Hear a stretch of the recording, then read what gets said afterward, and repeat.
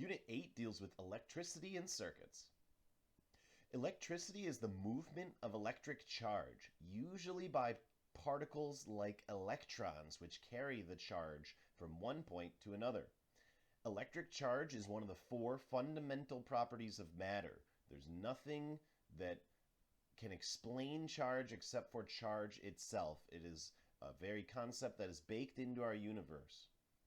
Charge can either be positive or negative, and electrons, which are part of atoms, the building blocks of our universe, electrons carry charge. They are negatively charged.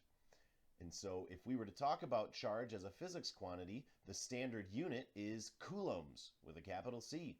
You'll always want to make sure that your charge is in units of coulombs. And one single electron has a very small amount of coulombs of charge, 1.6 times 10 to the negative 19 coulombs. So every time electricity is flowing through a wire, that's because electrons are moving through that wire.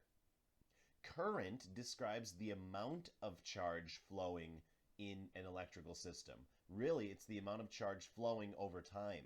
So we have this formula for the current, which we use the symbol capital I for, which is the amount of charge flowing over a given amount of time. Current has units of amperes, which we use a capital A for, and 1 ampere means that we have 1 coulomb of charge flowing every 1 second. And when we talk about the direction of current, current always points from positive charge to negative charge, or positive voltage to negative voltage. Speaking of voltage, voltage is the force that drives charge carriers through a conductor. Voltage is basically the thing that causes for electricity to flow. It's the motivating factor that causes electricity to be conducted. Voltage has units of volts, which we use a capital V for volts, but we also use an italicized capital V for the voltage, so you got to be really careful making sure that your voltage is measured in volts. And 1 volt is actually a joule divided by a coulomb, but we'll talk more about voltage in a different unit. What you need to know for now is that we can have different sources of voltage that cause electricity to flow in some type of circuit. Some examples of voltage sources are batteries, power supplies like your wall outlet, engines like that in your car, turbines like those in a windmill, or generators like those that you use when your power goes out, or solar cells. The last electrical property that we'll need to know about before we can continue is resistance, which we use a capital R for. Resistance is a property that tells you how hard it is for electricity to flow through a material. It's sort of like the friction or viscosity that we experienced in Physics 1. Something that acts like a resistor would be a light bulb. It takes some electrical current and transforms that current into heat. So a light bulb is an example of a resistor, but there's many other examples as well. Resistance is measured in ohms, and we use the symbol omega for ohms. And the resistance depends on very many different features about a material, including its size and what the material is made of. But what you can say for sure is that conductors, like metals, have a very low resistance, and insulators, like rubber or various plastics, have very high resistance. And now we can see that electricity behaves very similarly to how fluids behave in a fluid system. Voltage is like the pressure that causes a fluid to flow. Current is like the flow rate. It's the amount of stuff flowing through our circuit. And resistance is like a measure of the friction or viscosity of the fluid. It tells you how hard it is to move that fluid through the system.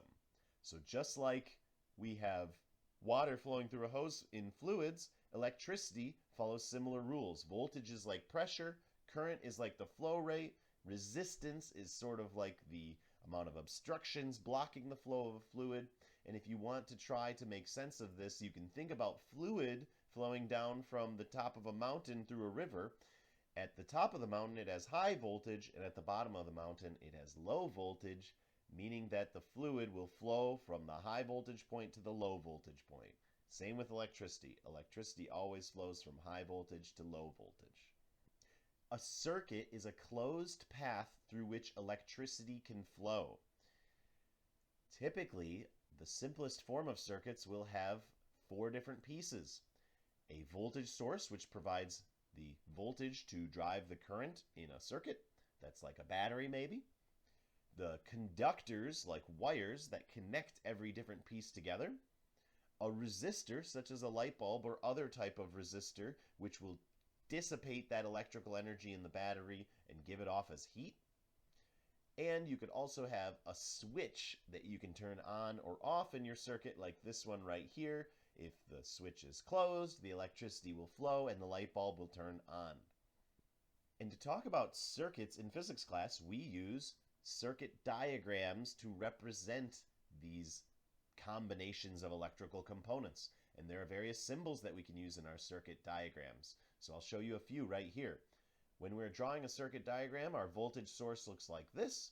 A resistor, current meter, any conductor or wire is just a straight line, a switch, and a voltmeter. This current meter would be attached to read out the current. This voltmeter would be attached to read out the volts in a circuit. And when you look at a very simple, complete circuit diagram, you can see here that we have a voltage source and a resistor. So just like I said, electricity flowing through a circuit is like fluids flowing through a fluid system.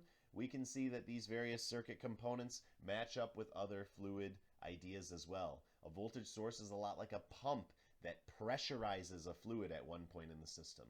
Conductors or wires are like the pipes through which the electricity or fluid flows. Resistors are like obstructions that impede the flow of a fluid. Maybe it's like a paddle wheel or some branches in the river that's causing it to be harder for fluid to flow. And a switch is like a valve that we can open or close to allow for the fluid to flow. So here's our water example, here's our electricity example, and here is our circuit diagram, all trying to show you the same type of idea. Ohm's law is a very useful relationship when dealing with electricity, which relates the current and the voltage through the resistance. It's a linear relationship. So if I have a simple circuit here with a voltage source that is providing so many volts, maybe 3 volts, and a resistor with a specific resistance value, we can use Ohm's law to calculate what the current will be flowing through this circuit. If you wanted to attach a voltmeter across this resistor, you would see that the number of volts supplied by our voltage source all go into this resistor, so all of the 3 volts that were supplied by this voltage source will be dissipated as that electricity passes through this resistor. The voltage across this resistor will also be 3 volts. Electric power is the rate at which electrical energy is flowing or converted. Our equation for power is current times voltage. But don't forget that in Physics 1 we also had energy divided by time for our power equation. And it's very important not to mix up this capital P for power with the capital P for pressure that we saw in Physics 1 during fluids. These are different values even though they use the same variable. Power is measured in watts.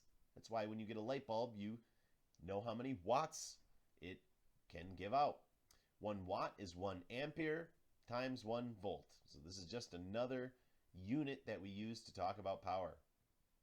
So you'll be drawing a lot of circuit diagrams for this class to help you complete the homework and analyze resistors in a circuit.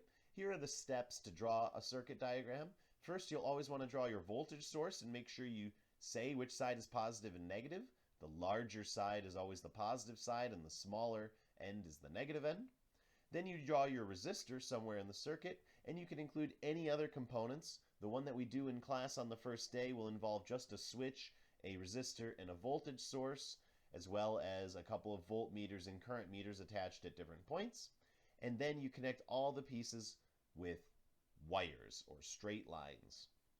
And just so you know, with this circuit diagram, it doesn't actually matter how you've rotated or oriented the diagram. It is just a tool to represent the arrangement of these electrical components. It doesn't actually matter how long these lines are or what angle they're at, but it does matter what order the electrical components are in. So here I have my voltage source, positive end, then the switch, then the light bulb, and then a wire leading to the negative end. I could have changed where these were. I could have moved this resistor down on bottom here, and it would still have electricity flowing through the components in the same order. And finally, we can actually have more than just one resistor in our circuit. We can have multiple resistors, and that's why it's important for us to talk about resistors that are wired in series with each other. That means that we have one resistor after another, creating a linear sequence of components that make up our circuit. So if we take a look at this circuit right here, it has three resistors, R1, R2, and R3. It has a voltage source. And there is a way of figuring out the total equivalent resistance of all three of these resistors lined up together. We can basically call this an equivalent circuit with one resistor here, one series resistor composed of all 1, 2, and 3. And the way we calculate that equivalent resistance for resistors in series is we simply add together the amount of ohms, the resistance, for each individual resistor.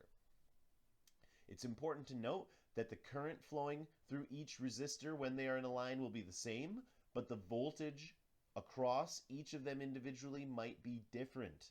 You lose a little bit of voltage across the first resistor, you lose a little bit of voltage across the second resistor, and a little bit more across the third, so that ultimately all of the volts coming from the voltage source are given off by the time the electricity reaches the negative end of the source. We also could arrange our resistors in parallel with each other, which basically involves branching our circuit so that electricity can flow through multiple paths at the same time. So if we have several resistors side by side like this with one node on each end that they all meet at on one side and the other, then these resistors are in parallel. So in this circuit, we have three resistors, but this time they're not in series. They are in parallel with each other, and we see that the current will flow through each of the three resistors at the same time. That's multiple paths for the electricity to flow, and that means that this is a parallel circuit.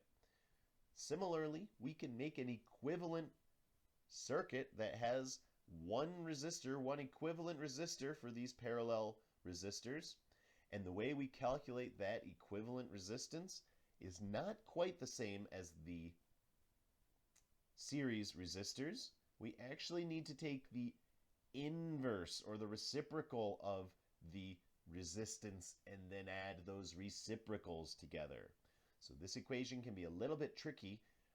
We'll definitely gain some practice on the practice problems days, but just note that resistors in parallel have a different formula to calculate the total resistance than resistors in series.